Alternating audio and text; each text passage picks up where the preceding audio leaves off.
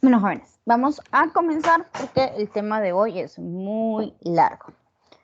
Perdón que no les prenda la cámara, pero mi internet está trabándose bastante. Entonces, vamos a comenzar. Cualquier duda y pregunta me pueden ir interrumpiendo. La parte de exploración física el día de hoy les voy a dar solo la teoría. La próxima semana en laboratorio vamos ya a ver bien cómo se va a ir realizando cada una de estas técnicas semiológicas para explorar tórax. Así que no se me vayan a estresar, ¿de acuerdo? Está bien, doctora. Ay, espérame, solo déjenme grabar. Ya está. Muy bien.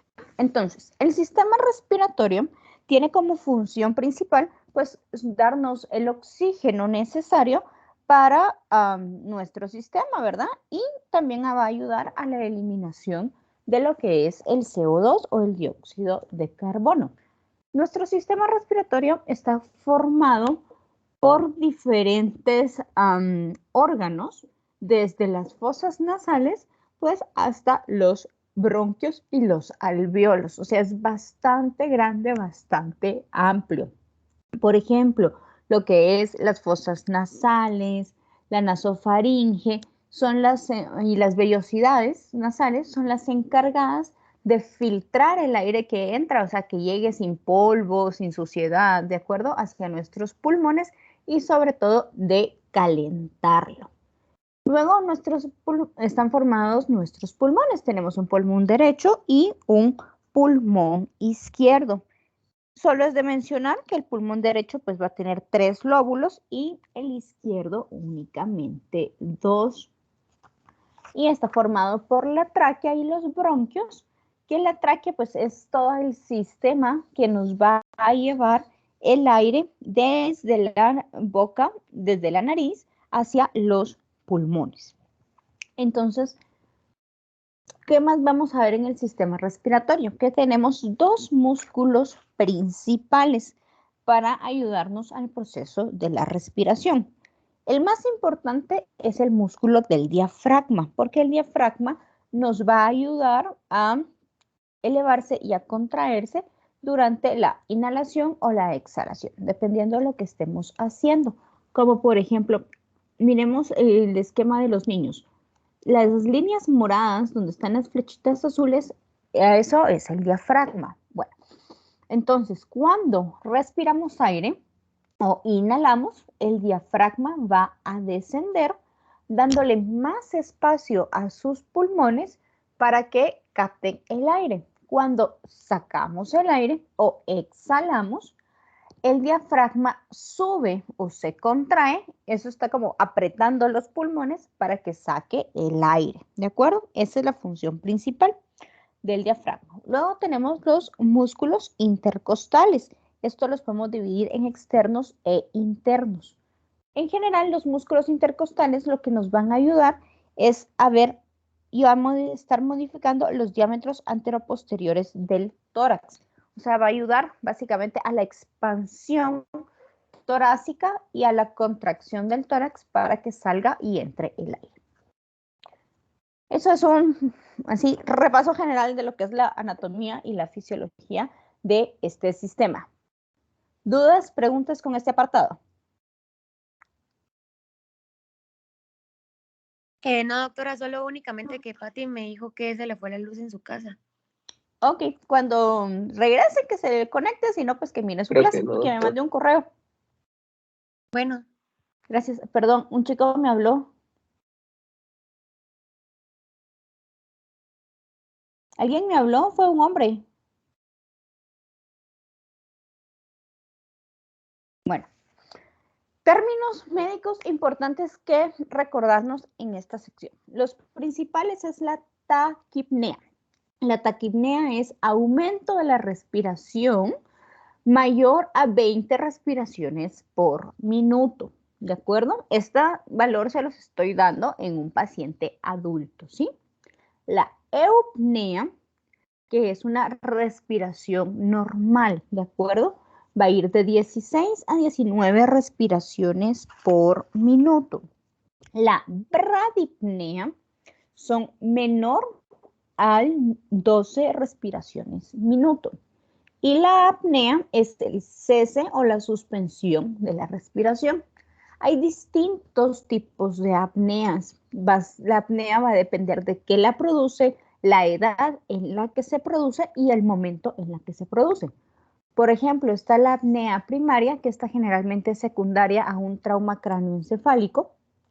La primaria, perdón. Luego tenemos la secundaria, que esta es cuando se interrumpe espontáneamente la respiración y no comienza de la nada. Esto es secundario, pues, a una parada respiratoria, puede ser a cualquier causa. El paciente está, no sé, con un shock, accidentado, ¿de acuerdo? Tuvo una parada respiratoria.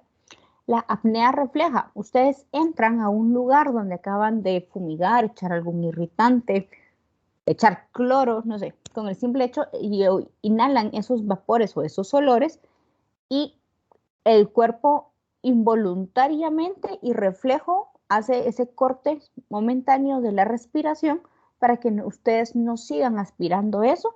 Obviamente esto es transitorio.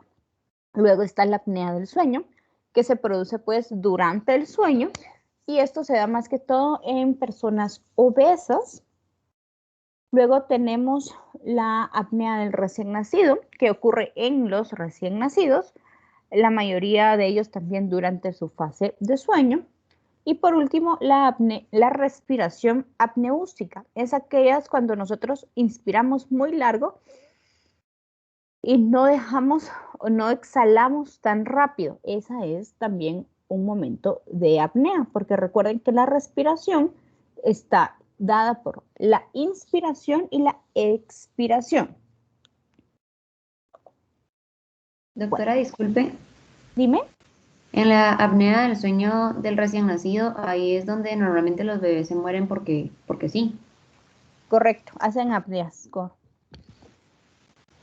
Hay unos bebés, por ejemplo, cuando sucede esto con los recién nacidos, involucran también los factores de cómo estaba envuelto, qué tipo de chamarras o qué tipo de pijamita dejamos a nuestro paciente, ¿verdad? Entonces, o con almohadas, con ese simple hecho. Entonces, ellos, porque su sistema respiratorio, a pesar de que ya respiran porque están vivos, o nacieron y no pueden controlarlo adecuadamente, se está madurando el sistema respiratorio, entonces tienen pequeños periodos de apneas. Y pues si estos periodos se prolongan, viene el paro respiratorio, luego el paro cardíaco y es cuando los bebitos pues fallecen, que es el síndrome de muerte súbita del lactante. Y realmente ahí pues nadie tiene la culpa. Gracias, doctora. Bueno. No quiero hijos entonces. Hay otras formas de poderlos quitar esos sustos, pero sí. Si no quieres sustos, no tengan hijos. Bueno, datos importantes para cada grupo etario. Cuando los fetos, o sea, el bebé está dentro de la panza de la mamá, en este momento el feto no respira por sí solo, o sea, los pulmones no son funcionales. ¿De acuerdo? Los pulmones pues están pegaditos o cerraditos, ¿de acuerdo? Y los alvéolos están colapsados. Eso quiere decir que los alvéolos también están cerraditos, ¿de acuerdo? No está nada funcionando. ¿Y quién es a la persona que le proporciona el suministro de oxígeno y todo al bebé? Pues es la madre a través de la placenta. Durante este momento, cuando todos los pulmones están sin funcionar y están cerraditos, hay un pequeño líquido intersticial que está en medio de las capas pleurales, ¿de acuerdo? Que es lo que mantiene o evita que los pulmones se peguen por completo, ¿de acuerdo? Entonces, por este pequeño líquido o cantidad de líquido que hay, pudiera verse en los ultrasonidos que hay movimientos respiratorios pasivos, que se le llama, que no producen, se les llama pasivos porque no producen una entrada de aire y una distensión pulmonar, sino solo se va a ver que se mueven un poquito y se vuelven a cerrar, se mueven un poquito y se vuelven a cerrar, que es completamente normal. Bueno, ¿qué pasa cuando este bebé ya nació, es recién nacido. Lo primero que hacen, pues se saca, se corta el cordón umbilical y se estimula al bebé para que llore. Al momento del bebé jalar esa bocarada de aire y empezar a llorar, los pulmones se llenan de aire y empiezan a funcionar. Cuando miren fisio, o no sé si ya vieron en fisio cardíaco y pulmonar, van a ver que hay un cambio en cuanto a las presiones de los pulmones y del corazón que hace que el corazón empiece a bombear pues sangre hacia todas las arterias pulmonares y las venas y así pueda llegar pues este intercambio de oxígeno hacia los pulmones y entre los primeros 24 a 48 horas se debería de producir el cierre del agujero oval. El agujero oval pues es un pequeño agujero, un hoyito que existe en el tabique del corazón y este pues normalmente se cierra a las 48 horas. ¿Para qué sirve este agujero en los fetos? Porque el sistema circulatorio, como está conectado a la placenta, utiliza el agujero para el paso de la sangre en ese momento, cuando es feto. Ya cuando es recién nacido, ya no lo necesita. Ya tiene el sistema normal de todos nosotros. Bueno, ¿qué pasa con las mujeres gestantes? Cuando están embarazadas, obviamente el tamaño del útero va a ir aumentando de tamaño. El aumento del tamaño del útero va a producir que el diafragma se eleve más o menos 4 centímetros sobre lo normal y que las circunferencias del tórax y el diámetro anterolateral se modifiquen. ¿Por qué? El útero va a ir ocupando espacio que necesita y todas las otras estructuras, entiéndase, hígado, diafragma, pulmones, van a irle cediendo ese espacio para que el útero pueda crecer. Por eso es que se modifican estas estructuras. Obviamente sale el bebé y la mujer va regresando a su estructura o a su forma corporal normal. No crean que es de la noche a la mañana, chicas, sino toma su proceso y su tiempo. Bueno, los adultos mayores como van perdiendo masa muscular, fuerza muscular, el tórax va cediendo un poquito más y pueden tener el tórax en tonel, que es ese tórax redondo. Si miramos a nuestros abuelitos, ellos no tienen el tórax tan alargado como nosotros, sino son un poquito más redonditos y no es porque estén gorditos, sino es por el tórax que se ha ido modificando por la edad. También sus alveolos no son tan elásticos como los pacientes jóvenes, ¿verdad? Y algunos abuelitos, depende de a qué estén acostumbrados, tienen menos capacidad física o tolerancia para hacer ejercicio. Por eso también tienen mucha mucosa seca, ¿de acuerdo? La mucosa es muy reseca y esto los puede llevar a muchas infecciones o a cuadros de problemas respiratorios. Y las respiraciones de ellos pues son más superficiales que las nuestras. Bueno, ¿dudas hasta el momento? Doctora, disculpe, solo dice Fernando Cordero que se le fue la luz. Vaya, díganle porfa que me escriba y que si logra regresar la luz a tiempos, que se conecte, sino que miren la clase. Gracias. Bueno, los antecedentes. ¿Qué es los motivos de consulta más frecuente que nos llegan a consultar? Pues tenemos tos, expectoración, o sea, saca alguna flema, tiene dificultad para respirar, o sea, siente que no le entra o no le sale bien el aire o le duele el pecho. Aquí con el dolor torácico tenemos que tener mucho cuidado porque el dolor torácico no solo es sugestivo de un infarto, sino puede ser un problema pulmonar o incluso algún problema o dolencia gástrica. Luego, entre los antecedentes médicos, Samira, dime. Perdón, es que no me prendía el micrófono antes, pero tengo una duda. en el libro decía de que los niños nacidos por cesárea generalmente tienen una frecuencia más rápida que los niños por parto vaginal. ¿Y eso por qué es? Por el uso, acuérdate que la anestesia y todos los medicamentos que le ponen a la madre le pasan al bebé mientras que lo sacan, ¿verdad? Entonces eso es la medicación de la madre afecta en lo que es el bebé. Ah, ok. Incluso hay que tener cuidado porque no es como del todo correcto esto. Si se le pasaron de anestesia a la madre porque no la podían sedar o dormir, los bebés nacen deprimidos. ¿Saben qué significa deprimido? No es que esté triste. ¿Conocen ese término? No. Como tal, ¿no? No, va. Cuando oigan que un bebé nació deprimido, no están haciendo triste, ¿sí? Sino que su frecuencia respiratoria es baja, su frecuencia cardíaca es baja, nacen aguaditos, ¿de acuerdo? Nacen flácidos.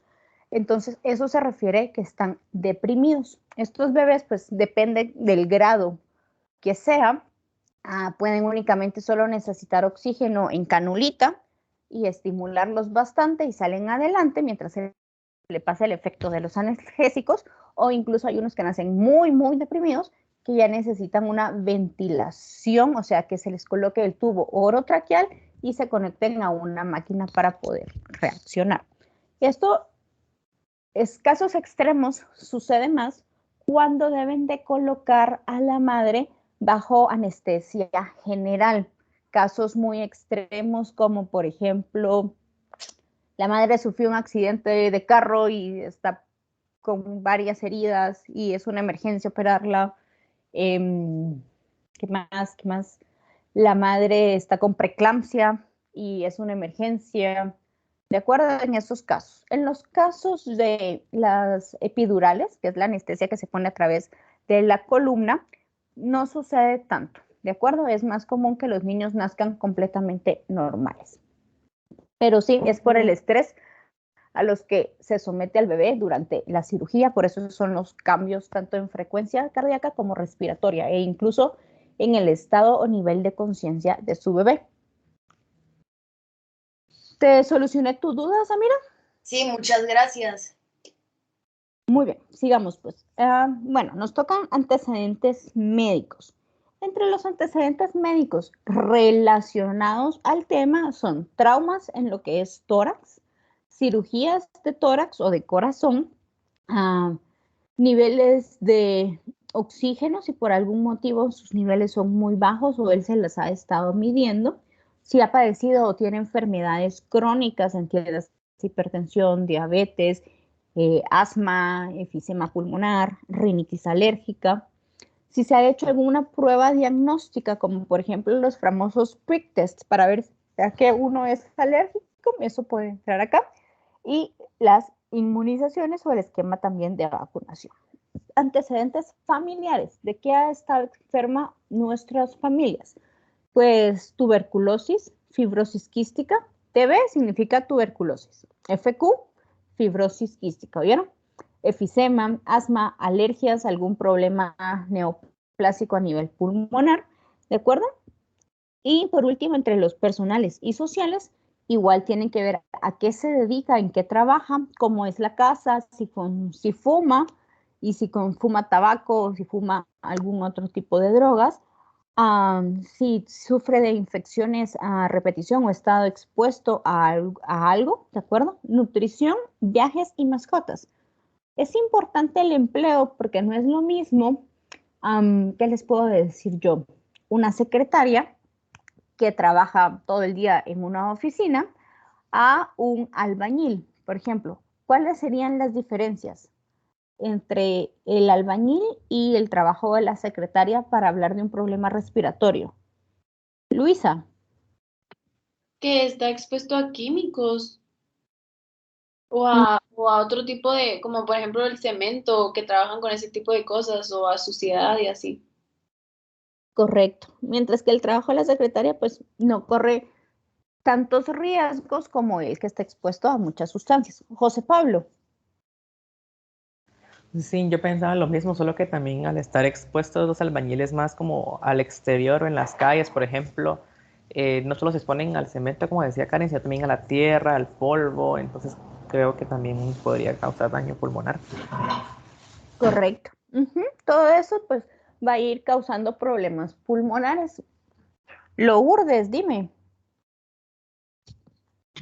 Buenos días, doctora. Mire, tengo una pregunta.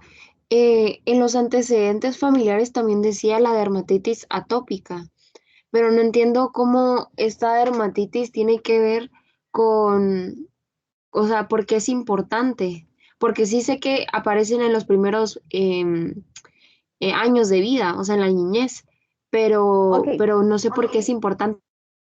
resumen de inmuno así muy rápido. Las pacientes alérgicos, lo primero en que debutan cuando son pequeños es problemas alérgicos en piel. Luego existe la marcha atópica, así se le conoce la palabra, y es cuando estas dermatitis atópicas o alergias en piel van a ir migrando, ¿de acuerdo? Pueden pasar a alergias gastrointestinales y por último se va a enfocar en lo pulmonar. Es muy probable que un niño que haya desarrollado dermatitis atópica a los, no sé, 6 meses de vida, por azares de la marcha atópica, sea asmático cuando él tenga 5 años de vida. Entonces, por eso es importante saber si los pacientes desarrollaron o padecen o tuvieron dermatitis atópica para ver cuál fue la marcha alérgica de este paciente. ¿De acuerdo? Si ustedes indagan, todos los pacientes alérgicos, por lo menos riníticos e más asmáticos, han tenido previas alergias y problemas de dermatitis desde que eran niños. Por eso es el camino este de la marcha que es importante. ¿Te solucioné tu duda? Sí, muchas gracias, doctora. Bueno, Samira. Yo también iba a mencionar que las secretarias son más propensas a tener un problema respiratorio porque tienen un trabajo más sedentario, entonces también eso se puede relacionar con un problema, pueden padecer de obesidad y eso se puede relacionar con un problema respiratorio. Sí, también está por ahí agarrado. Incluso, por ejemplo, toda aquella persona que trabaja en oficina, secretarias, personas de call center, ¿de acuerdo? Donde hay aires acondicionados. Si estos aires acondicionados no se limpian especial o adecuadamente los filtros, va a crearles infecciones por la contaminación de este aire sucio que les está saliendo y pueden provocarles pequeñas gripes o pequeñas infecciones pulmonares. Entonces también esta gente que trabaja en áreas con mucho aire acondicionado tiene que tener cuidado con esto. Bueno, y por último, el tipo de mascotas. Volvemos al tema de la alergia. Hay personas que son alérgicas al pelo del perro, del gato, ¿de acuerdo? Entonces, de casualidad le regalaron, la persona ya era asmática y de pura suerte le regalaron un perrito. Y la persona empeoró sus cuadros de asma. Entonces, tenemos que indagar si cambió algo en su entorno o llegó alguna mascota para para que esté empeorando sus síntomas. Igual que fumar, aparte de que es dañino para cualquier persona, las personas que son asmáticas, pues les disminuye su función pulmonar y las secreciones, o sea, el moco normal, lo va a espesar. Entonces, todos estos apartados es importante de irlos pensando. Ahora que vamos a empezar con historias clínicas, cuando yo les pregunte antecedentes relacionados al tema, van a ser relacionados pues al sistema que estemos viendo en ese momento. Juan Pablo, dime. Soy José Pablo, doctora. Ay, José Pablo, perdón. No hay pena, no hay pena. Solo con una pregunta. Es que esto de las mascotas, yo también había escuchado, ¿verdad? Que los perritos, por ejemplo, incluso tengo un caso muy cercano a mí que el perrito le da alergia, un perrito con mucho pelo. Pero no sé qué tan cierto es, no recuerdo muy bien, pero yo escuché que algunos médicos recomendaban como a pacientes con asma, creo yo, tener, no sé si un gato o un chihuahua o algo así, pero no recuerdo o qué animal era, pero que supuestamente ayudaba o algo así, pero no sé qué tan cierto será. Mira, en cuanto al tipo o raza de perro, no te podría decir si es cierto o no. En su momento, por ejemplo, a mi mamá le dijeron lo mismo, que tuviera un chihuahua, porque eso le iba a ayudar con sus alergias y no sé qué, y la verdad siguió igual. El pobre Chucho iba y venía, ¿verdad? Entonces, en cuanto a eso, pues no sé qué es tan cierto sea. Hay algo que se llama tolerancia o resistencia. Y esto es exponer a la persona por poquitos o por tiempos pequeños, pero durante largo periodo, para que vaya el cuerpo acostumbrándose a esta sustancia o a lo que le causa alergia y que no ataque, pues si el cuerpo se vuelva loco, el sistema, ¿de acuerdo? Entonces, se me ocurre, alergias a la leche. Entonces, al paciente le da un poquito de leche, otro poquito de leche al día siguiente y así se van todos los días, le dan un poquito de leche para que el cuerpo vaya reconociendo este alérgeno y no se aloque, ¿de acuerdo? Esa es la desensibilización que los inmunólogos le llaman, pero es muy tardado ese proceso y es de ir lento, poquito a poquito. Y no es de exponerlos en todo momento, sino es por breves minutos durante todos los días. Ah, ya, perfecto. Sí, pues eso tiene bastante sentido. Gracias, doctora. Ajá, coinciden sí la mascota, como te digo, yo lo viví con mi mamá y el Chucho no tenía su gracia en cuanto a eso, pues. Sí, pero es que tienes razón, porque por ejemplo los perros muy peludos pueden como que darles la reacción alérgica más rápido. En cambio, por ejemplo, esos chihuahuas que son el pelo más liso y que no desprenden mucho pelo, creo De hecho, los que es chihuahuas casi no tienen ni pelo, comparado a un golden. correcto, o un shih tzu, por ejemplo. Entonces es como que tal vez para, como usted dice, ¿verdad? Para que vayan desensibilizando eh, el proceso alérgico del paciente. Entonces tiene mucho sentido, gracias. Bueno, dime, Rafa. Hola doctora, buenos días. Que ahorita que estaban hablando con lo de las mascotas, ¿podría afectar a los pulmones? Por ejemplo, hay algunas aves que botan polvillo, no sé si se ha dado cuenta, pero no sé si llegaría a ese nivel para afectar algún pulmón, ¿no? Sí, incluso hay el popó del pájaro. Crea, ahorita no tengo en mente el nombre, dejen que me recuerde, crea enfermedades pulmonares. Entonces es importante, por ejemplo, cuidadores de aves o personas que tengan muchos pájaros en su casa, canarios, loros y todo eso, el popó pues hay que manejarlo con cuidado porque desprende un polvillo, no solo las plumas o el polvito que tú dices que ellas sacan cuando se limpian, sino especialmente esta sustancia porque les puede causar una neumonía en especial. Tiene su nombre, ahorita no recuerdo cómo se llama. Dejen que sigamos y me voy acordando en el camino. Citacosis se llama, doctora. ¿Cómo? Citacosis. Ay, no me suena, no me recuerdo. Puede ser, te miento, se me fue el nombre. Déjenme buscarlo, googlearlo. Enfermedades de las palomas. Criptococosis. Así se llama la enfermedad. Gracias. Y eso sí causa infecciones o neumonías a nivel del pulmón. Incluso puede llegar a causar hasta infecciones a nivel del sistema nervioso central. Bueno, aquí en antecedentes de la enfermedad actual, quiero que indaguemos un poquito más a lo que vamos a preguntar o a estar interrogando con nuestros pacientes. Que me alegra, Fernanda, que te haya logrado conectar. Bueno, con la tos a todo el mundo nos ha dado tos, pero lo interesante de la tos es que hay muchos tipos de tos ¿de acuerdo? Está la tos con flema, la tos seca, la tos de foca. Esto generalmente se sucede en los niños, ¿de acuerdo? Pero o la tos con sibilancias, que sucede en pacientes asmáticos o que tienen obstrucción de la vía aérea por un gran broncoespasmo.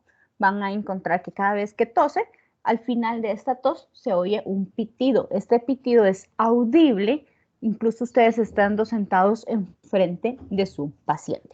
Bueno, hablando de la tos, ¿qué hay que preguntar? ¿Cuándo inició la tos? De la tos también debemos de preguntar si es gradual o no. ¿A qué me refiero con esto? Me refiero a que empieza a toser y se desencadena un ataque de tos o solo tose y ahí puede seguir la persona con sus actividades normales. O cuando inicia la tos le impide continuar con la actividad que estaba realizando en ese momento. La tos es muy importante saber su naturaleza, o sea, saber si es de día, de noche o en cualquier parte del día o a cualquier hora. ¿Por qué creen que es importante saber esto? Quizás los factores les pueden dañar, por ejemplo, en la noche, a veces en el lugar donde está puede haber frío, entonces puede darle alergia. Ajá, por alergias. Lourdes, dime. Por los cambios de clima, también porque hay alimentos también irritantes. Entonces, por ejemplo, yo tenía broncoespasmo y a mí el limón y la miel, por ejemplo, o digamos que también, no sé, tal vez el chile, digamos, a mí eso me hacía muy mal. O en cabal, a partir de las 5 de la tarde, ese cambio de temperatura, pues también me dormir, creo yo que también es importante, porque cuando se está en esas crisis, pues los pacientes no pueden dormir así, pues normal, ¿verdad? Sino que hay incluso hasta un ángulo que se les es más cómodo por esta dificultad al respirar. Correcto, Lourdes. Las personas alérgicas, como en el caso de Lourdes, por ejemplo, hay comidas, como ella nos mencionaba, el limón, la miel. La miel, pues, es un poquito raro que cause alergia, pero sí puede ser. O como el huevo, la leche, al consumirlo las personas, nos crean una inflamación en todo el sistema pulmonar y van a empezar a desencadenar con tos. Si la persona es muy, muy alérgica a estos alergenos que se le conocen, puede llegar a desencadenar una reacción anafiláctica, o sea, la vía aérea se va a cerrar y no va a permitir el paso de aire hacia los pulmones. Entonces es importante saber esto. También es importante si la tos es de mañana o de noche, porque son las horas generalmente más frías del día. Entonces las personas riníticas, incluso las personas asmáticas, van a presentar más cuadros de tos en estos periodos, ¿de acuerdo? Es igual que van a presentar más problemas de infecciones o de gripes en la época del invierno o las épocas lluviosas. Depende de qué tipo de alergia sea y qué se lo provoque, incluso la estación de la primavera en las personas puede desencadenar alergias por el polen de las plantas, de las flores. Gabriela, dime. Yo había entendido que cuando tenían tos en la mañana significaba alguna enfermedad crónica también. Puede ser algo crónico también o puede ser incluso hasta reflujo gastroesofágico, que durante toda la noche el reflujo estuvo subiendo o pasando del estómago hacia el esófago y estuvo irritando esta área e incluso la garganta por lo que está produciendo la tos. Bueno, luego sí produce esputo, o sea, sí produce flema, ¿de acuerdo? Si saca flema, es mejor dicho, el esputo es cuando sacan flema, ¿de acuerdo? Es importante saber de qué color es esto y la cantidad más o menos que saca. Luego, si produce o tiene síntomas asociados esta tos y si ha tenido o toma algún tratamiento para tratar de curar la misma. Luego, hablando de dificultad respiratoria, la dificultad respiratoria debemos de saber cuándo inició, la posición más confortable. Una persona, por ejemplo, que tiene dificultad respiratoria por una crisis de asma, si ustedes la acuestan completamente con la cabeza plana, o sea, o baja completamente en horizontal, la persona va a sentir que no puede respirar, que se asfixia o que se ahoga. Entonces, es mejor tenerla con la espalda levantada más o menos a unos 45 grados. Eso, si están en su casa, lo logran poniéndole varias almohadas atrás o subiéndole el respaldo de la camilla. Eso va a facilitar el paso del aire de una mejor manera. También esta dificultad respiratoria hay que saber si está asociada al ejercicio o alguna otra actividad. La intensidad de esta posición incluso tiene que dejar de hacer las actividades que estaba haciendo porque se siente muy mal. ¿Qué otras cosas están asociadas? Se empieza a poner ansioso, se empieza a poner taquicárdico, sudoroso, ¿de acuerdo? Y si ya tiene tratamiento para este problema. La expectoración, como les decía, es la producción de esputo o la producción de flema. Entonces, esta esputo debemos ver cómo es, de qué color es. Abajo les puse una imagen de un esputo normal o mucoso, que esto pues es cuando uno saca como que fuera saliva o que es así transparente, puede ser líquido o puede ser un poco más viscoso, ¿de acuerdo? Eso es normal, todos lo pueden producir, no nos preocupemos. Lo que ya no es normal es cuando es moco purulento que empieza a salir amarillito o café, o cuando ya es completamente oscuro, que es purulento, ¿de acuerdo? Eso hay que investigar también. Luego, el dolor torácico. Por último, hay que ver cuándo inició, ¿de acuerdo? Si este dolor torácico se da solo por lapsos durante el día o se mantiene durante todo el día. Luego, ¿qué otros síntomas tiene este dolor torácico, verdad? Si presenta fiebre o si el dolor se extiende a cuello, a brazo, a espalda, y así se extiende pues a estas otras regiones, pensamos que sí, nuestro paciente se puede estar infartando y si ha tomado o tiene algún tratamiento para el dolor.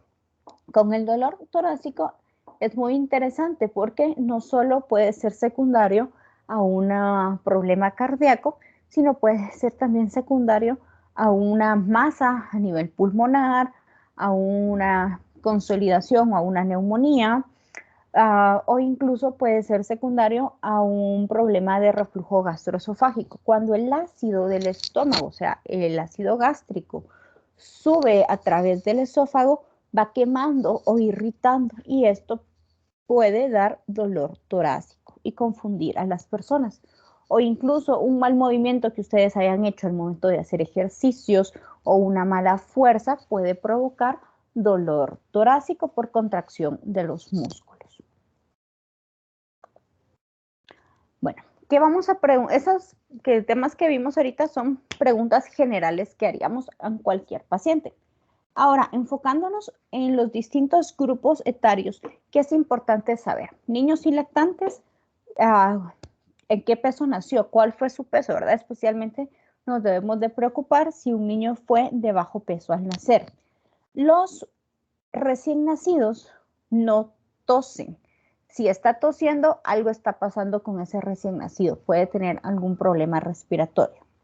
Si en algún momento presenta dificultad para respirar, presenta apneas, saber cómo está su esquema de vacunación o si sufre de algún problema en el desarrollo, especialmente a nivel neuromuscular o incluso personas con parálisis cerebrales pueden tener problemas respiratorios, pero es por su problema neurológico que tiene, no es como tal por un problema pulmonar.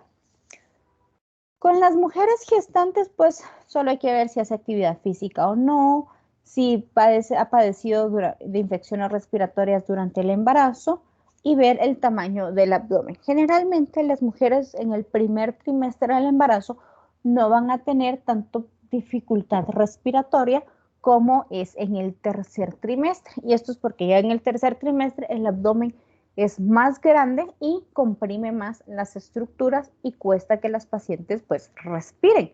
Y van a notar que pueden tener aumentadas la cantidad de frecuencias respiratorias e incluso su patrón respiratorio va a ser mucho más superficial.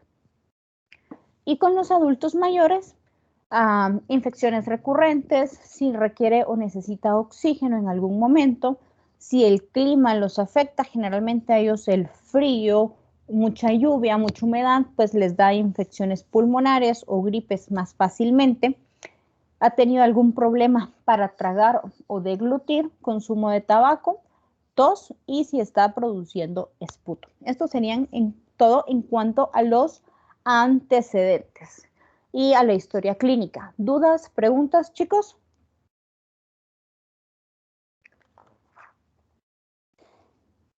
No, doctor.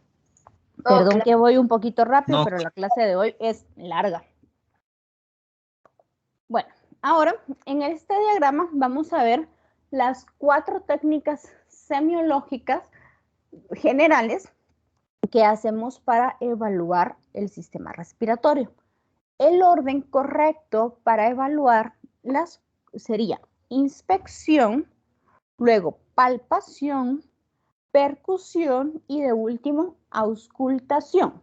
Ese es el orden en las que vamos a evaluar el sistema respiratorio. ¿De acuerdo?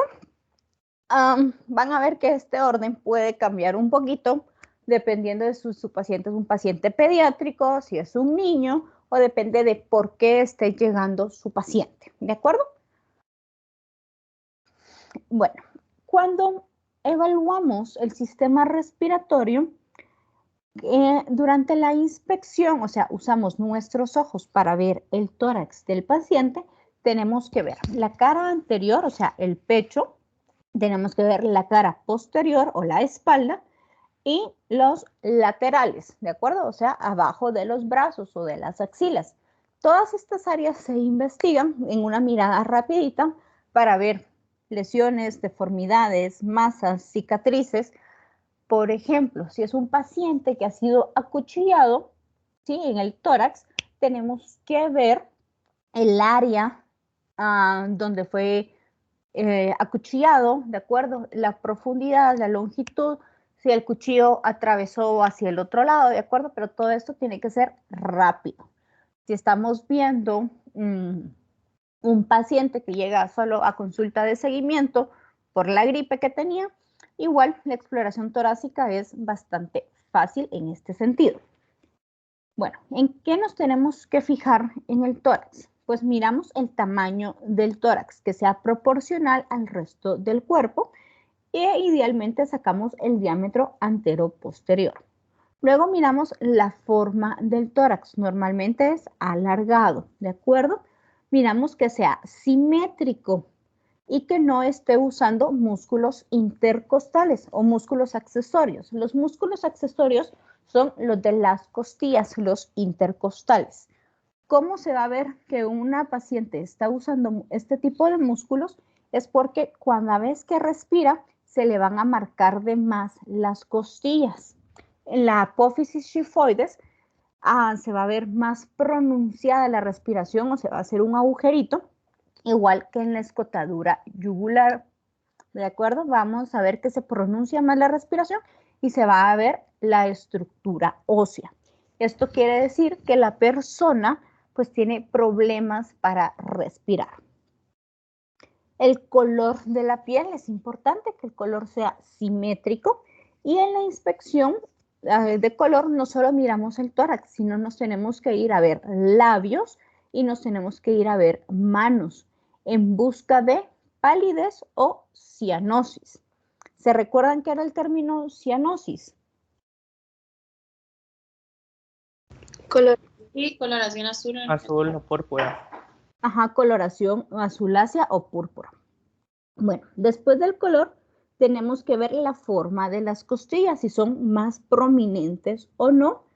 Si al momento de estar frente a nuestro paciente escuchamos algún sonido audible proveniente de su tórax, por ejemplo, personas con asmas muy severas que llegan en crisis, podríamos oír las sibilancias sin necesidad del estetoscopio, o personas que tengan una obstrucción de cuerpo extraño, depende de dónde esté, más que todo si es en la nariz, podemos escuchar ese ruido que produce.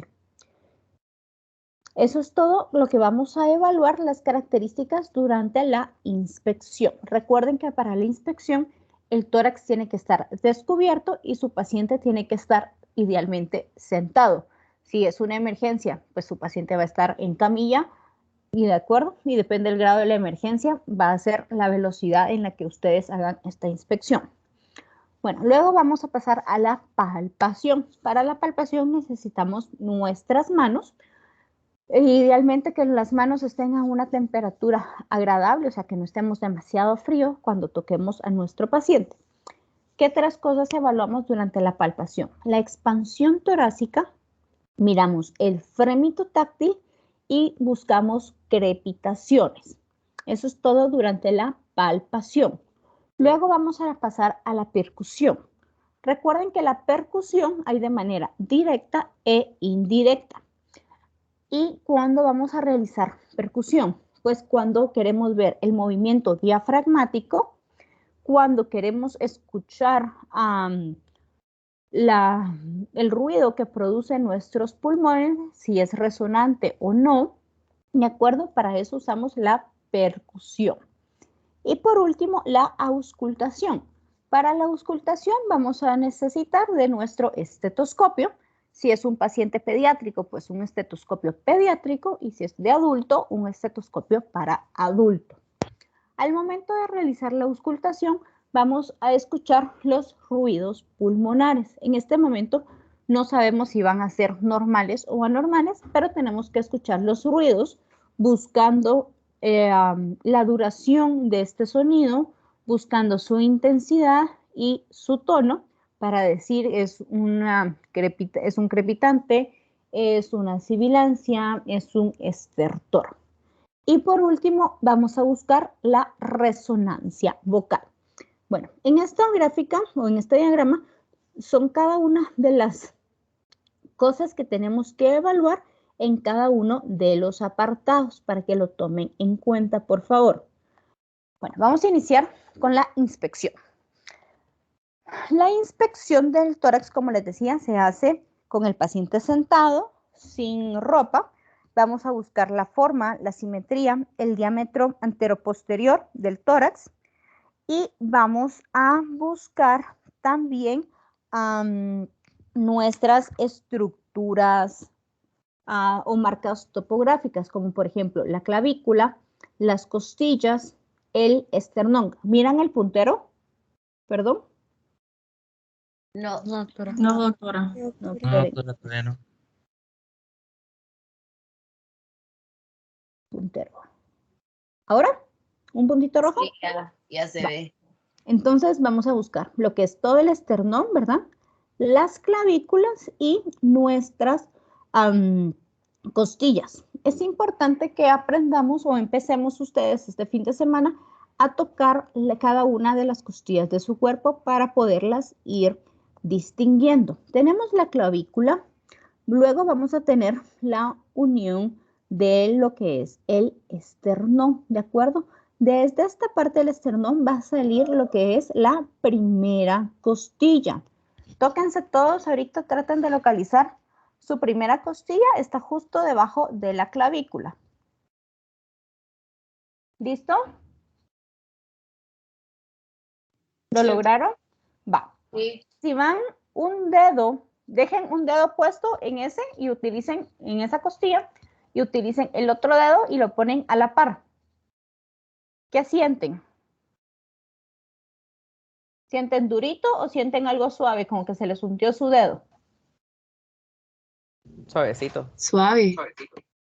Suave, va. Ese es el espacio entre la costilla y ahí es a pulmón lo que van a tocar. Ahora, utilicen su tercer dedo, no levanten los otros dos y pónganlo a la par, más o menos. ¿Qué siguen sintiendo? ¿Duro o suave?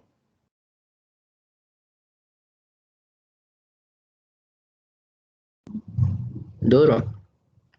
Ahora, ¿qué están tocando? ¿Qué creen que están tocando ahorita? La segunda costilla. La segunda costilla. Y si se van así sucesivamente, van a llegar más o menos hasta la 10ª costilla. Esto es dependiendo de qué tan gordita es la persona, pues va a ser más fácil si es una persona delgadita, así es una persona un poco gordita, ¿de acuerdo? Pero básicamente tenemos que ir describiendo cada una de estas estructuras, tanto anterior, lateral y posterior. También tenemos las líneas imaginarias que podemos utilizar de referencia, ¿de acuerdo? Estas líneas pues únicamente son para poder describir de una mejor manera donde ustedes están observando alguna lesión o algún problema que pueda tener su paciente. Por ejemplo, si yo les digo, el paciente tiene una herida de 5 centímetros en el tórax, ¿dónde se imaginan que es?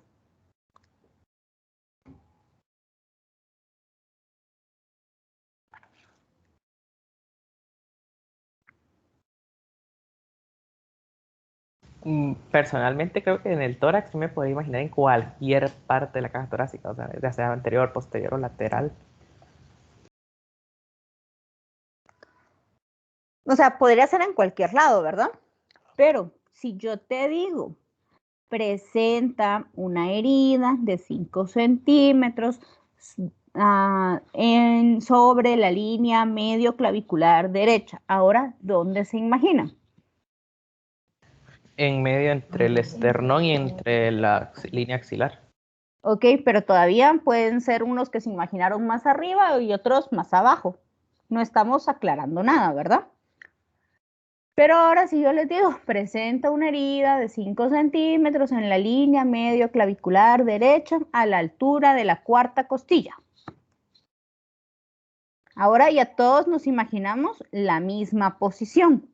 Entonces, para eso es que nos sirven a hacer esta mención de las líneas imaginarias para poder describir y que cualquier persona que vaya a leer nuestro examen físico sepa dónde está lo que nosotros estamos viendo. No es lo mismo la última descripción a la primera descripción que les acabo de hacer, ¿o sí?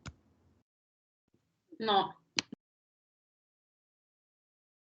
Entonces, solo para eso necesitamos recabar esta información. Bueno, también durante la inspección vamos a ver la frecuencia respiratoria. La frecuencia respiratoria la tomamos de una manera muy sencilla. Miramos cómo se eleva el tórax del paciente. Lo podemos tomar durante 15 segundos, o durante 30 segundos o durante el minuto entero.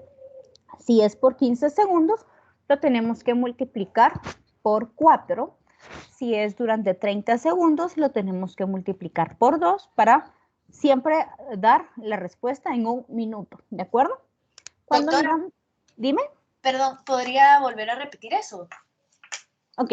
Si tú tomas la frecuencia respiratoria durante 15 segundos, te va a salir, no sé, 5, ¿sí? Y ese 5 lo tienes que multiplicar por 4 para que te dé el cálculo de cuántas veces respira nuestro paciente en un minuto. Entonces, 5 por 4, 20. Pones paciente 20 respiraciones por minuto. Esa sería tu respuesta. ¿Sí? Gracias, gracias. Igual, si lo haces por 30, pones, no sé, 15 por 2, 30 respiraciones por minuto. O si cuantificas el minuto entero, solo pones lo que contaste, pueden ser 12 y ya. Gracias. Doctora. Dime, José. Con una pregunta. Por ejemplo, o sea, sí entiendo esto, ¿verdad? Pero en casos de emergencia, que no tenemos obviamente un minuto para tomar la frecuencia respiratoria del paciente y es necesaria, ¿se podría hacer en 15 o no sé si tal vez en dado caso en 10 segundos o cómo es que funciona en emergencias esto, doctora? Ok, va a depender de las situaciones en las que estén. Generalmente, si ustedes están ya en el hospital y les llega una emergencia, no sé, a la medicina interna, ¿de acuerdo? Es una señora que se desmayó, no sabemos qué le pasó, la encontraron ahí inconsciente en la calle. Lo primero que hacen es cuando la llevan, la meten al área de shock y la conectan, ¿verdad? La monitorean de una vez todos los aparatos y ya cuando le ponen el monitor solito te va a decir sus signos vitales y ver cómo está, incluso te va a decir el número de frecuencia respiratoria que tiene, ¿de acuerdo? Eso es como lo que se hace dentro del hospital. La conectan al monitor y el monitor pues nos va a ir indicando cómo está. Si fuera una emergencia que tú estás viendo en la calle, lo que dice la Asociación Americana de Cardiología, la AHA, es que necesitan tomarla únicamente como un máximo durante 10 segundos para evaluar tanto sistema respiratorio como sistema cardíaco, o sea, frecuencia cardíaca y respiratoria, no más de 10 segundos, para que lo que necesiten hacer acciones con esta paciente sean de una manera rápida y oportuna y no se retrase el tratamiento de esta paciente. Por ejemplo, si necesitan iniciar maniobras de reanimación, que sea lo más rápido posible. Entonces, si estás en el hospital, ni te preocupes en tomarle la frecuencia cardíaca. Conéctenla al monitor y se acabó el asunto. Excelente, gracias, doctora. Para fines prácticos. Bueno, entonces la frecuencia respiratoria, los valores van a variar dependiendo del grupo etario. Valores para los adultos van entre 12 y 20 respiraciones por minuto, que es el valor que vamos a utilizar para fines de evaluación con ustedes. Y obviamente en los pacientes pediátricos estos valores tienden a ser más altos y conforme van creciendo van a ir bajando, van a ir disminuyendo hasta llegar a lo que es en un adulto. Durante la inspección del tórax también vamos a ver cómo respira, o sea, el patrón respiratorio. Lo normal es la eupnea, que les habíamos dicho que es entre 12 y 20 respiraciones por minuto. Si todos se paran enfrente de un espejo y se observan respirar, lo que van a ver es un patrón respiratorio normal de cualquier persona, ¿de acuerdo? Aunque Adriana tenga 15, yo tenga 18, Arturo tenga, no sé, 14, ¿de acuerdo? Eso va a ser un patrón normal. Pero si yo miro que las respiraciones son más lentas, más superficiales incluso, vamos a decir que está en bradipnea. Luego tenemos la taquipnea, que es cuando miramos que la persona respira y respira muy rápido, ¿sí? Generalmente estas respiraciones las pueden ver en una persona que tiene fiebre, que acaban de hacer ejercicio, ¿verdad? Cuando ustedes terminan su rutina de ejercicio, se quedan respirando, ¿de acuerdo? Esa es una taquipnea. O cuando una paciente está en ansiedad, que serían pues las causas más comunes y sencillas de controlar. Esas serían las 3 patrones respiratorios más comunes de encontrar. Luego tenemos los otros patrones de Biot, de hiperventilación, de Kussmaul o de Cheyne-Stokes. Estos ya son generalmente en pacientes con alguna enfermedad de base o algún problema en cuanto a la salud. Por ejemplo, la respiración de Cheyne-Stokes, vamos a ver en la imagen que tiene periodos de inspiración y expiración, pero no todos son iguales. Miren, respira, expira y después hace una respiración más fuerte y vuelven otra vez al normal, incluso hace un periodo de apnea, vuelve a respirar normal, hace una inspiración más fuerte y así se va toda esta respiración. Esto puede ser causado por problemas o alteraciones en lo que es el sistema nervioso central, insuficiencia cardíaca o el consumo de ciertos fármacos.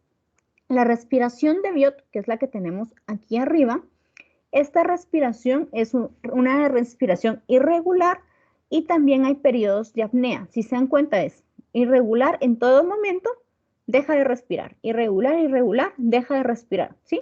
Se diferencia a la de Biot. ¿Lograron ver la diferencia en las grafiquitas? Sí, doctora.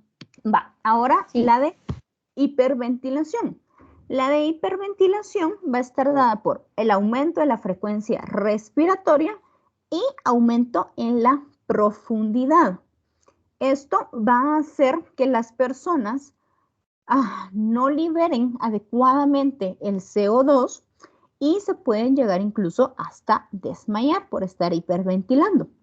¿Quiénes pueden tener estas crisis o este tipo de respiración? Personas con ansiedad, con miedo, que hayan hecho ejercicio pero demasiado extenuante. Va a ser muy típico cuando miren en la medicina interna, en la emergencia, típico viernes o sábado. Ay, bicho, espérenme, se entró un más insecto en mi casa. Feo. Que las chicas se pelearon con el novio y llegan en crisis a la emergencia y llegan con cuadros de hiperventilación.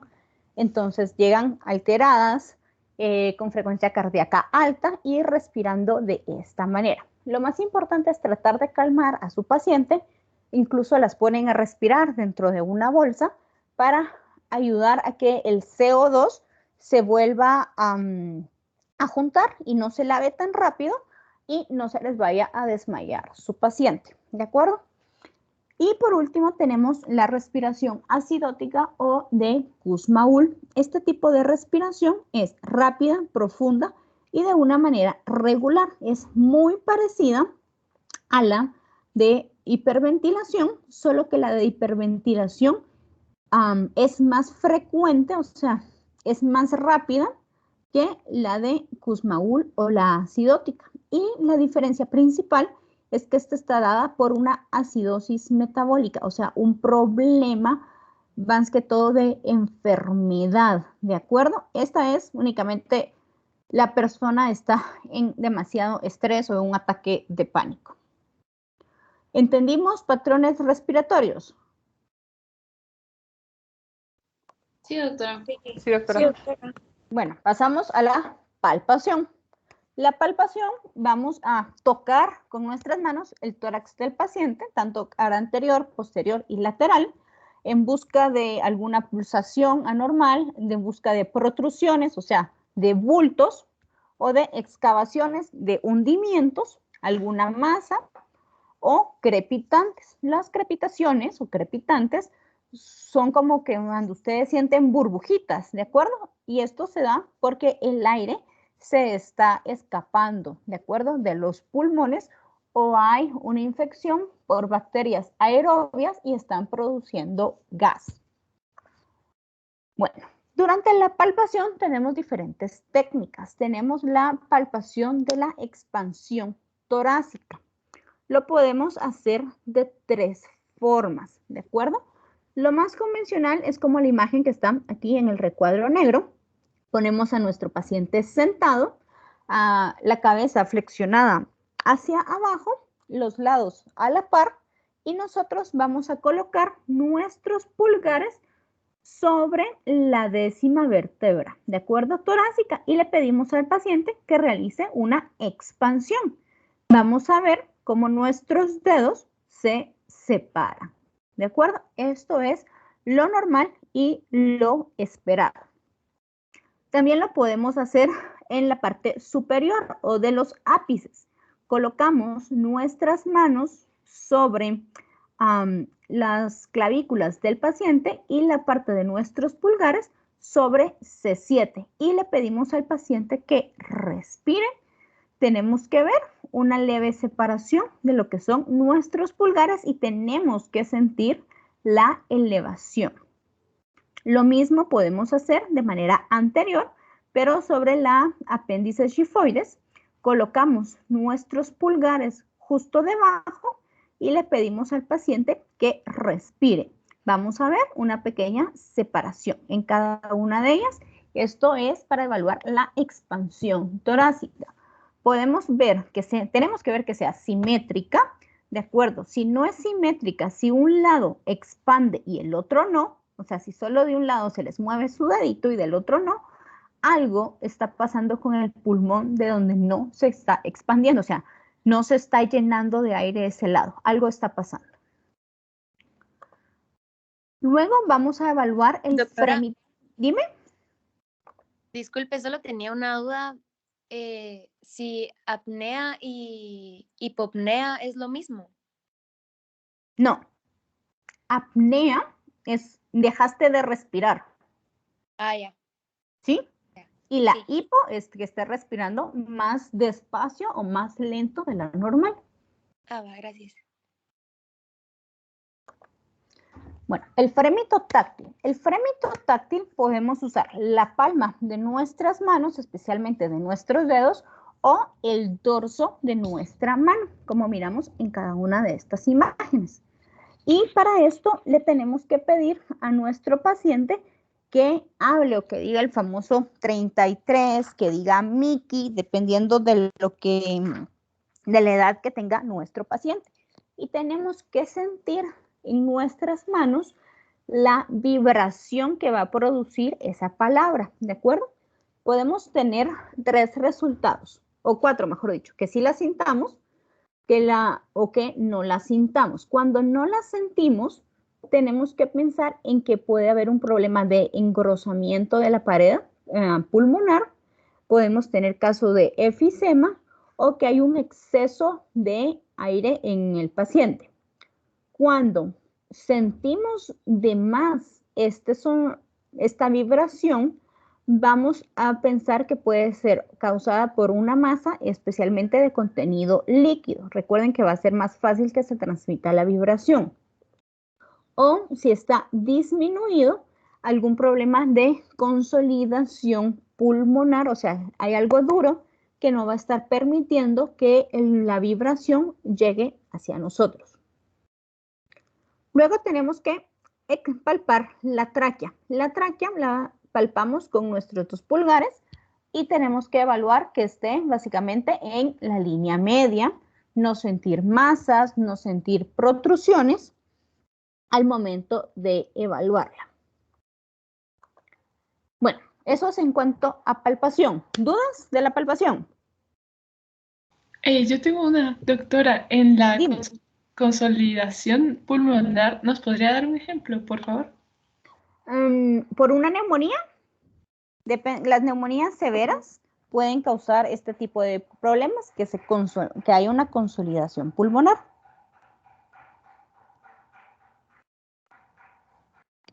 Ah, de acuerdo, muchas gracias. ¿Alguna otra duda?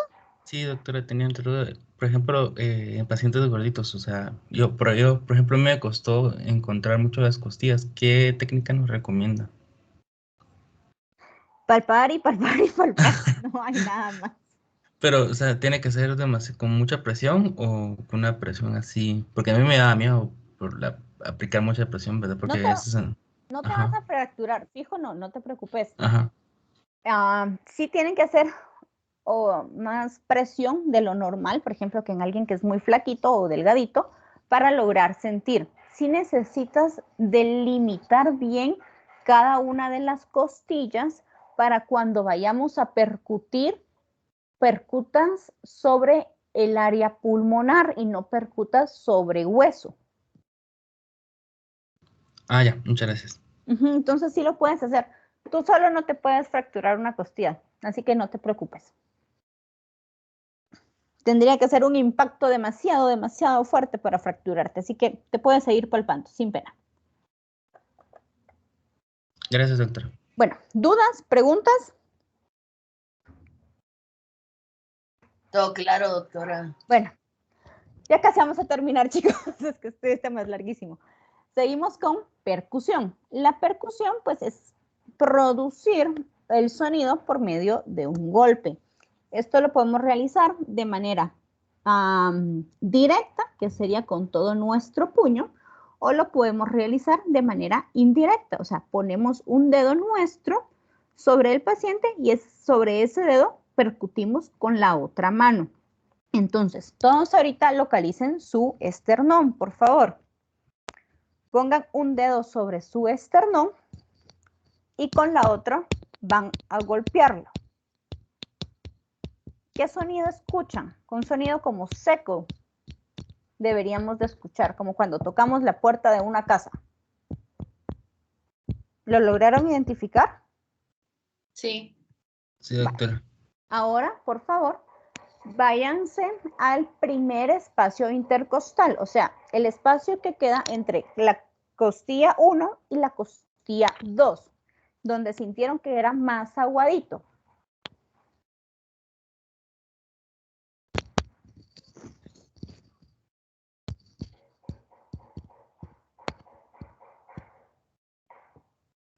¿Ya lo encontraron? Sí. Va, ahora percútanse. ¿Vieron que cambió el sonido? Sí. Va, ese sonido que escuchan es aire y se llama resonante, ¿de acuerdo? El sonido que escucharon en el esternón se llama mate. Ahora, por favor, busquen su abdomen, cualquier área del abdomen, menos el hígado. Si quieren, sobre el ombligo, arribita, unos 2 centímetros arriba del ombligo, y percútanse. Ven que el sonido cambia. Sí. Sí, sí cambia. ¿Qué cosa? Sí cambia. Vaya, ese sonido es el timpánico, ¿de acuerdo? Entonces son básicamente los tonos que vamos a encontrar a la percusión de nuestros pacientes. ¿Para qué nos es importante saber la percusión? Para ver el movimiento diafragmático, o sea, cómo si se eleva o no nuestro diafragma. Bueno, ¿qué vamos a hacer? Tenemos que tener a nuestro paciente sentado con el tórax descubierto y nosotros posicionarnos detrás de nuestro paciente. Entonces, vamos a localizar la línea medio escapular, que sería más o menos esta región, ¿de acuerdo? De cada uno de los lados, o pueden, idealmente se hace tanto del lado derecho como del izquierdo. Vamos a comenzar de un lado y van a ir palpando lo que son las costillas, ¿sí? Y el espacio intercostal. Esto es para que tengan bien definido cada una de las áreas donde vamos a percutir. Entonces, ¿qué hacemos? Ya tenemos a nuestro paciente posicionado. Le pedimos que haga una inspiración profunda, que respire lo más que pueda y que aguante el aire. Entonces, ustedes van a ir percutiendo a lo largo de toda esta línea, entre los espacios intercostales, van a ir percutiendo y cuando dejen de oír resonante y oigan mate, ¿de acuerdo? Van a parar y van a poner su primera marquita. Luego van a pedirle al paciente que respire con normalidad. Luego le vamos a volver a pedir que haga una respiración y que saque todo el aire, ¿sí? Y van a volver a realizar la percusión y van a colocar la segunda marquita cuando oigan el cambio de resonante a mate. Entonces, esta distancia que nos va a quedar entre la primera marca y la segunda es el movimiento diafragmático, ¿sí? Y lo normal es que este espacio sea entre 3 a 5 centímetros de distancia para todas las personas. Y eso quiere decir que nuestro músculo está funcionando adecuadamente. ¿Dudas en cuanto a la percusión? Sí, doctora, yo tengo una duda. Dime. Digamos, así como el resonante y el diafragmático, o sea, solo se distinguen por la intensidad, porque pues es casi como similar, digamos. Resonante y diafragmático tono no hay. ¿Cuál es el otro? Y el ¿Mate? Ajá, y mate. Pero dijo resonante que... El resonante sí, resonante es el ruido que produce, el tono que se produce cuando buscas perdón, es sobre el el pulmón. timpánico. El El timpánico. timpánico, ajá, el resonante y timpánico, ajá.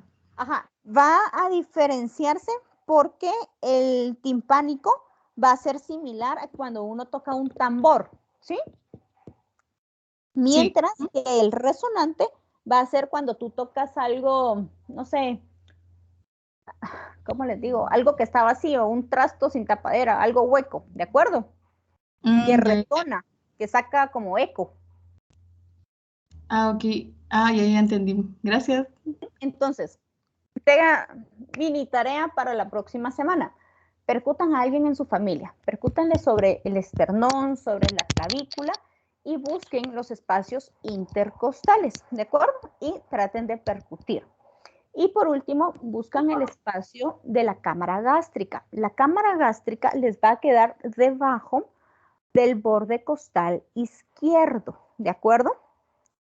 Obviamente esto es más fácil si su paciente está acostado, si están ustedes en un cuarto en silencio y no hay bulla a su alrededor, ¿de acuerdo? Y me cuentan en laboratorio cómo les fue. ¿Más dudas, chicos?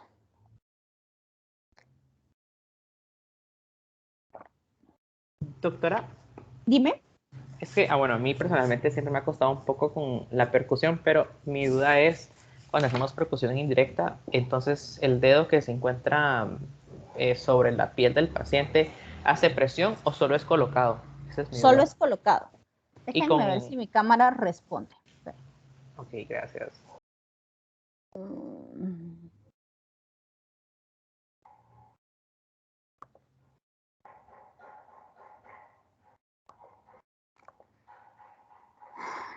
A ver si no se nos... Bueno, imaginen que este es mi dedo indirecto, ¿sí? Solo lo voy a colocar sobre el área que voy a percutir.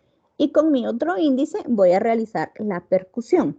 Si yo hago esto, me voy a estar ensartando la uña. Es con la parte esta de la yemita del dedo con la que vamos a hacer. Pero si yo hago esto así, mi dedo recto, no voy a producir ningún sonido. Es incorrecto. Es el dedo en forma de garrita o de ganchito y con esta parte de aquí. Un segundo. Ay, Dios, no se ve. No sé si me logran ver ahí una manchita verde. Sí, doctora. Y con esa parte que les marqué de verde es con la que vamos a realizar la percusión. Entonces ya van a empezar a percutir. El movimiento es acá, miren, en la muñeca. ¿Sí? Este es el movimiento correcto.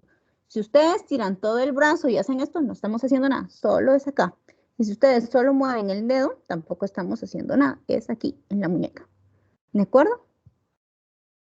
Te prueba ahora y no sé. Doctora, ¿En algún hueso grande? Dime. fíjese que yo lo estoy haciendo, pero escucho más el sonido de mi dedo. Es que tu dedo va a ser como un martillo y es el que produce el sonido. Este dedo va a actuar como martillo, como cuando uno martilla la pared. Entonces el sonido que tú escuches es el sonido sobre la estructura que tú estás percutiendo. Bueno, voy a Por intentar. ejemplo, Es que en todo intenten suena, sobre o yo lo siento que suena igual. intenten sobre su clavícula, ¿sí? Pónganse ahorita sobre su clavícula y hagan esto y practiquen. Esperen, hagan todo silencio un ratito, vamos a ver si me escuchan. Doctora, Dime. a mí, digamos, a mí también me enseñaron como a saber distinguir como que esos sonidos de una forma diferente. O sea, pues es como más como solo para ir desarrollando como el oído y el tacto y es con un pachón, o sea, con un pachón a la mitad, llenado a la mitad y donde está el agua suena, o sea, timpánico, es timpánico y donde no hay agua es mate. Entonces como que uno más o menos se da como una idea. Pueden probar. Yo Y ya nunca he probado después esa técnica. Vamos lo a probar el aplican fin de semana y te en cuento. pacientes, digamos, pues así es como a mí se me hizo más fácil como aprender a distinguir. percibir. Ujú. Gracias, Karen. Está muy interesante esa técnica. Podemos probar lo que Karen nos dice. Yo realmente nunca la he probado. probemos y miramos la otra semana en laboratorio cómo nos fue utilizando también la técnica de Karen para que se nos haga de una manera más fácil de aprender. Si ahorita todos hacemos silencio, voy a intentar hacer algo. A ver si me escuchan.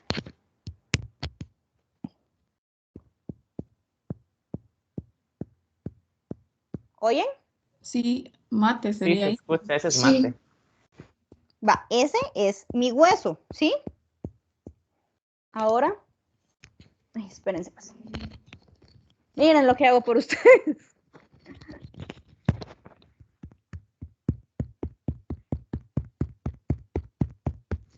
Va, ¿escucharon ese sonido? Sí, Sí, doctora. Sí. Va, eso es timpánico, ese fue mi estómago. Ahora, ay, esperen, el pulmón no sé cómo me va a ir, esperen.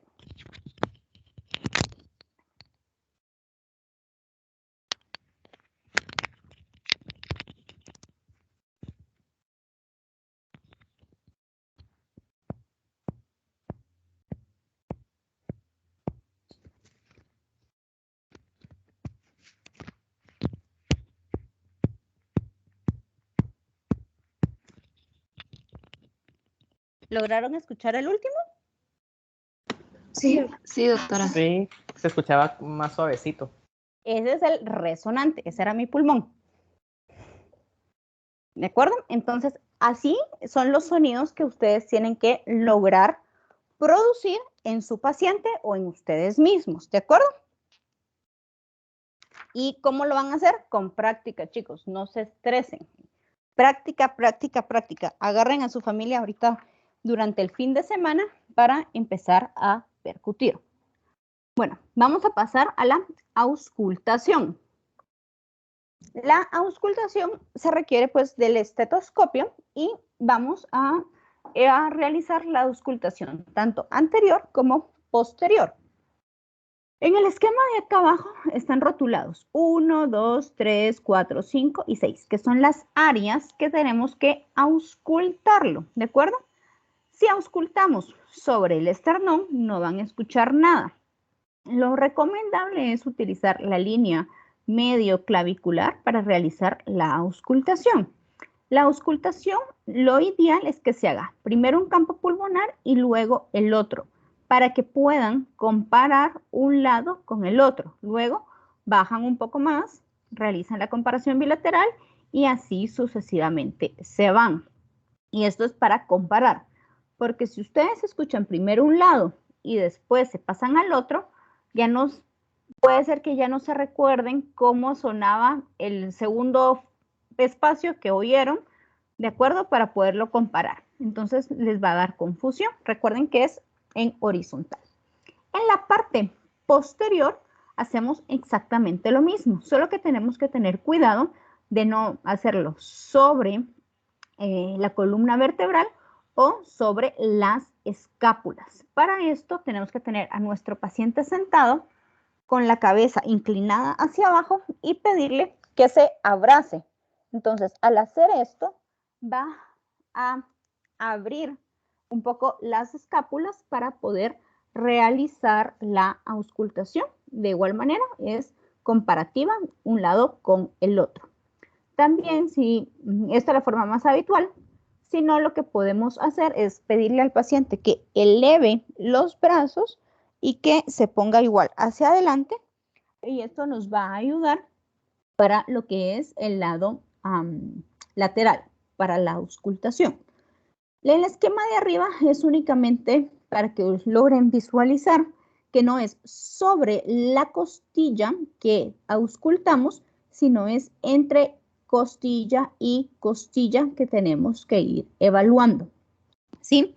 Tenemos diferentes ruidos respiratorios normales que podemos auscultar en nuestros pacientes, como por ejemplo está el sonido bronquial, que ese lo vamos a escuchar en el área de los bronquios. Este es un sonido fuerte o intenso. Y tenemos un sonido bronquiovesicular, que generalmente lo escuchamos en el resto del campo pulmonar. Esto es un sonido de aire que está entrando y saliendo, como que hiciera shh, shh, shh, ¿de acuerdo? y un sonido vesicular que lo vamos a escuchar generalmente en las partes o en las bases de nuestros pulmones, que es un sonido de más bajo, pero siempre en una intensidad soplante. Eso es los 3 ruidos normales que podemos encontrar en nuestro pulmón, ¿de acuerdo? Luego tenemos los ruidos patológicos o los que no son normales. Están el roncus, las sibilancias, el roce y los crepitantes, ¿de acuerdo? Entonces, estos sonidos nos van a hacer pensar en la patología que pueda tener nuestro paciente. Por ejemplo, si escuchamos una sibilancia, que es como que fuera un silbido, estamos pensando en que nuestro paciente pueda tener una obstrucción de la vía aérea por broncoconstricción y que puede tener un asma, ¿de acuerdo? Pero si escuchamos como que fueran roncos, como cuando hay una olla hirviendo, ¿de acuerdo? Esto va a ser secundario a un proceso neumónico y así se van a ir viendo los diferentes ruidos pulmonares que tenemos para que se los vayan aprendiendo. ¿Cómo me va a costar un poco explicarle los ruidos pulmonares? Todas las personas que tengan celular, marca o Samsung en las apps del iPhone, cuesta un poquito, no sé por qué, pero hay una aplicación que se llama auscultación. Y esta lo que nos va a permitir es así, se llama auscultación. Quiero que por favor todos la descarguen para la próxima semana y se pongan a oír. A esta app nos va a dar ruidos pulmonares. Bueno, también hay cardíacos, pero solo oigan los pulmonares. Y por favor, oigan tanto los ruidos patológicos como los ruidos normales para que los podamos ir diferenciando y en el laboratorio nos sea de una manera más fácil que ustedes puedan escucharlos. Doctora. Dime. Doctora. Espérame, alguien me estaba hablando primero. José, dime, y después lo urdes. Ok. Gracias, doctora. Sí, es que tenía solo como sugerencia también, por si les sirve. Yo cabal hace como 2 días vi que un doctor, pues pongámoslo así, un influencer de las redes sociales, publicó que todos los que tengan algún estetoscopio Littmann, alrededor del Littmann viene un código, un codiguito, alrededor de las campanitas, de la campana mayor. Y hay una aplicación que se llama Littmann, así literal Littmann. Y usted la descarga, ingresa ese código que tiene en el Littmann. Fíjate que yo no lo logré hacer. Yo lo intenté hacer con el Littmann y no pude. Y no pudo. Es que No. yo lo vi, pues, por si también le servía, porque Sí, está, hay dos, hay uno así y uno universitario. Ajá, lo vi y me metí, pues yo bajé el de docentes y no pude.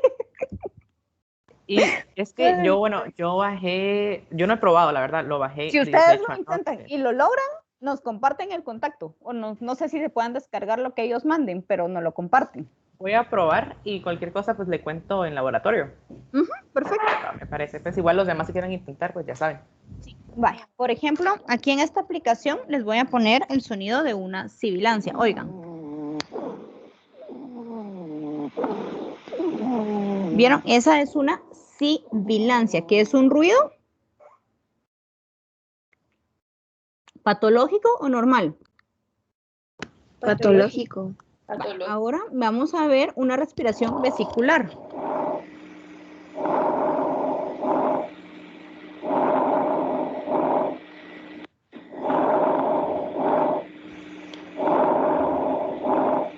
¿Ese era un ruido normal o patológico? Normal, tal vez. Normal, correcto. Ese es un ruido normal. Cuando ustedes ausculten, o sea, ausculten a ustedes mismos, este sonido lo vamos a escuchar casi en todos los campos pulmonares. ¿Qué vamos a hacer si nuestra paciente pues es femenina por las mamas para la auscultación? Vamos a lograr auscultar, ¿de acuerdo? Hasta más o menos la 4ª o la 5ª espacio intercostal.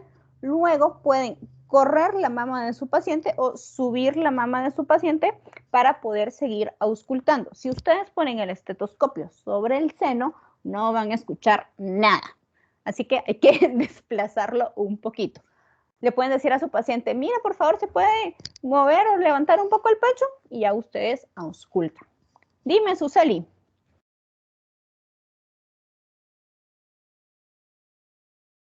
Suseli, ¿tenías una duda? Ay, picho feo. Suseli, no te oímos.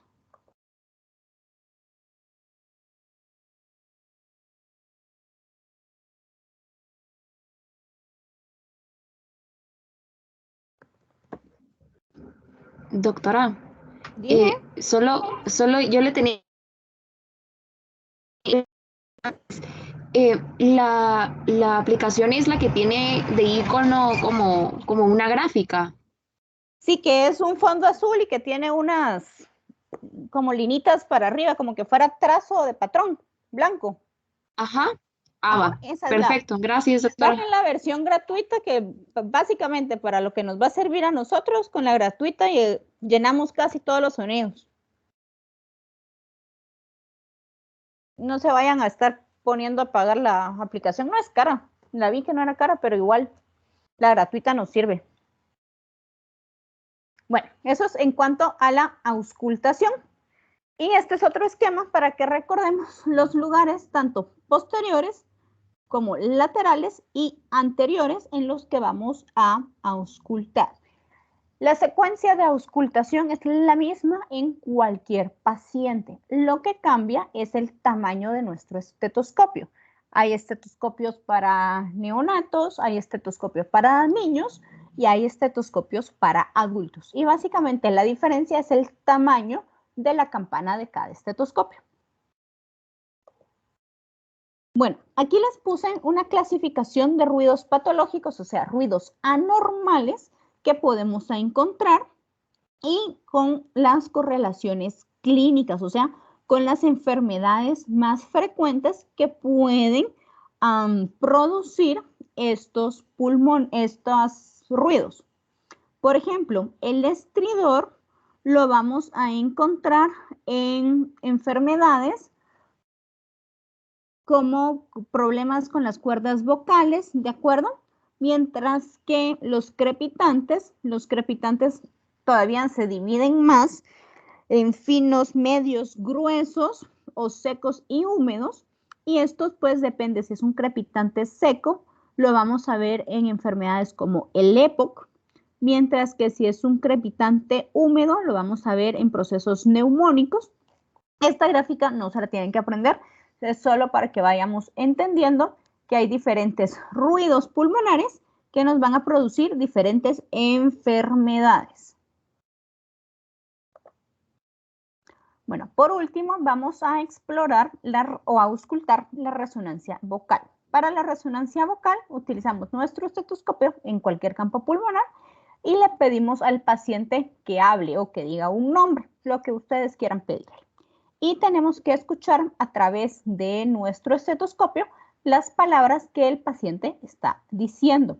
Pero tenemos alteraciones en esta resonancia vocal. Cuando la palabra se oye con claridad, incluso se oye más fuerte de lo que el paciente lo dijo, y el sonido se oye claro o bien definido, se llama broncofonía. Sí. La palabra se oye mucho más claro que la anterior y ustedes logran escuchar precisamente cada una de las palabras que su paciente está diciendo, se llama pectoriloquia áfona.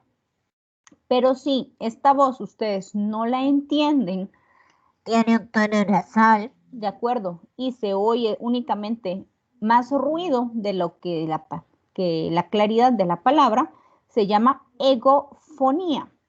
¿De acuerdo? Son las alteraciones que podemos encontrar durante la resonancia vocal. Al normalmente realizar la resonancia tenemos que oír el sonido, podemos a veces no distinguir la palabra y eso sería pues lo esperado o lo normal. Y depende de la patología que tenga nuestro paciente, pues podemos tener alguna de estas tres situaciones. Luego, para la exploración por grupos etarios, esto ya casi terminamos, chicos, 5 minutos que nos pasaron de tiempo. Bueno, para la exploración por grupos etarios tenemos lado de los recién nacidos, que es el test de Apgar, que estábamos hablando la semana pasada. El test de Apgar nos sirve para saber el estado de salud del recién nacido. Se mide al momento en que el bebé nace y a los 5 minutos. Y estos son los que el niño o tenemos que testar. La apariencia, el pulso, si tiene respuesta o no, o sea, llanto, la actividad muscular y la respiración. Se testea 0, 1 y 2 y se van sumando los puntos. Depende de la sumatoria de esto, podemos calcularlo como una depresión severa, moderada o normal. Lo ideal es de 7 a 10 puntos, ¿de acuerdo? Depresión moderada de 4 a 6 y severa de 0 a 3. Algunas depresiones moderadas únicamente van a requerir oxígeno en cámara binasal, o sea, con oxígeno por la nariz, pero hay que estar muy pendiente de ellos porque en algún momento deterioran y van a requerir pues ventilación con tubo orotraqueal o incluso pueden darles paros cardíacos y vamos a necesitar reanimación cardiopulmonar. Estas dos depresiones hay que tener mucho ojo con sus pacientes porque pueden fallecer si no se reconocen a tiempo. La frecuencia de un paciente lactante generalmente va de 40 a 60 respiraciones por minuto y en los niños es un poco menor la frecuencia respiratoria, ¿de acuerdo? Es solo de ir sabiendo las frecuencias respiratorias de cada grupo en general para saber si es normal o no es normal.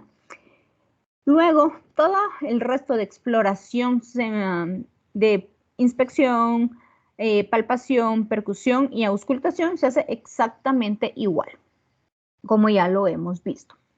¿Qué pasa con las gestantes? Con las gestantes, por el aumento del útero, presentan más disnea, o sea, dificultad respiratoria. Esto tenemos que ver que no sea por una causa o una enfermedad de base o que la paciente esté enferma de algo, sino que sea únicamente por el tamaño de su útero.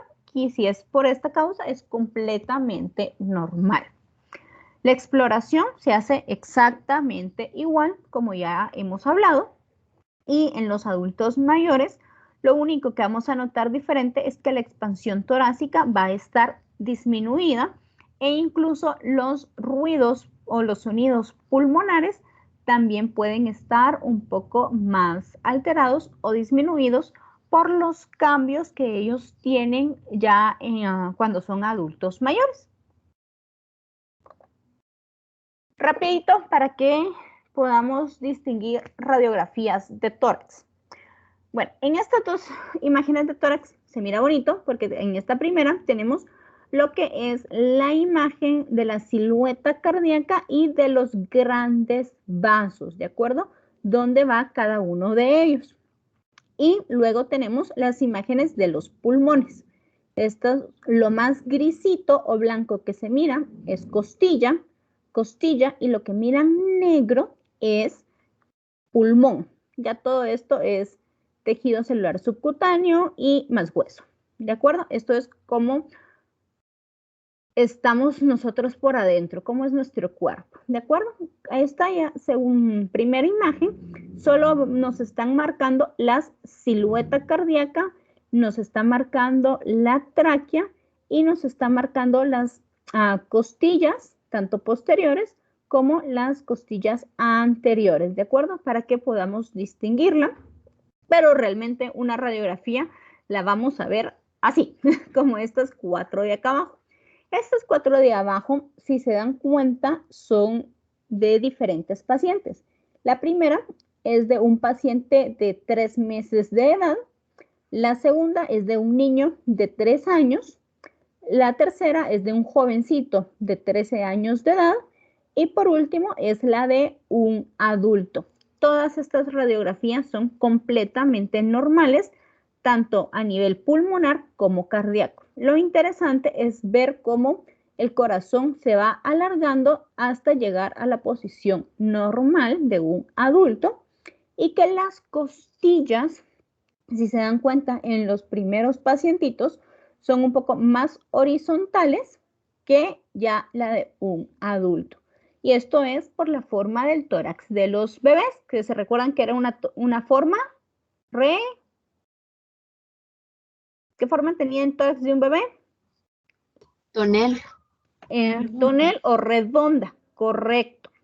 Entonces, esto es básicamente las radiografías y este esquema de acá arriba o amarillito es el árbol bronquial del paciente. Si se acuerdan, habíamos dicho que si no pasaba de la mitad del pulmón era completamente normal.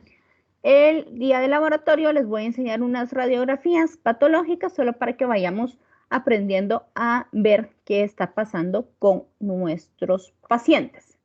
Bueno, chicos, dudas, preguntas.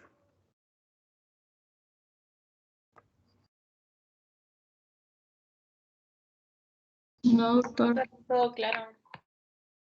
Bueno, entonces, entre hoy a más tardar mañana temprano les subo lo que son sus prácticas de laboratorio para que trabajen la prepráctica, ¿de acuerdo? Y la práctica solo necesito que la tengan ya descargada, que tengan un estetoscopio y que tengan también abierto su caso para poder discutir el caso clínico. ¿Dudas en cuanto al caso clínico, chicos?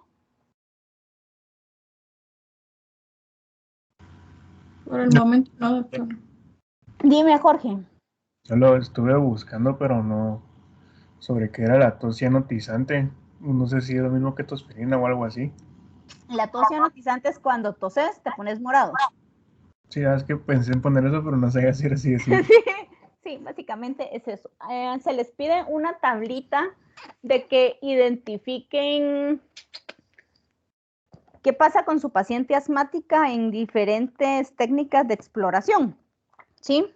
Si no han visto esa y están palideando, váyanse a la parte de su libro donde dice anomalías, página 306.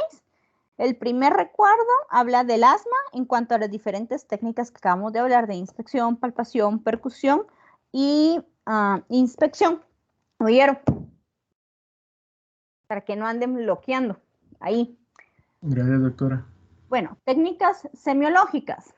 Trabajen, por favor, en los mismos grupos que me hicieron la entrega de las técnicas semiológicas número 1.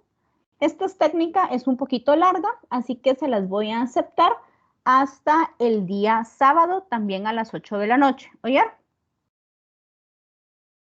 Gracias, doctora. No anden. Gracias, doctora. Doctora. Gracias, doctora. Espérenme, para que quede claro. Técnicas semiológicas y caso clínico se entrega sábado a las 8 de la noche, ambas, ¿ok? Gracias, doctora.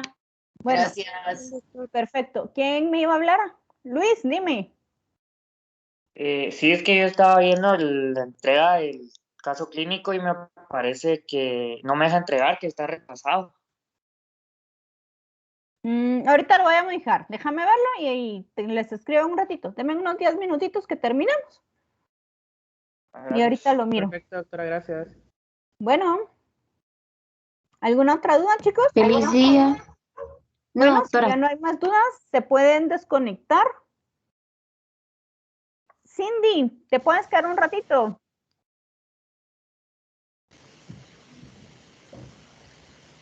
Cindy, ¿me escuchas?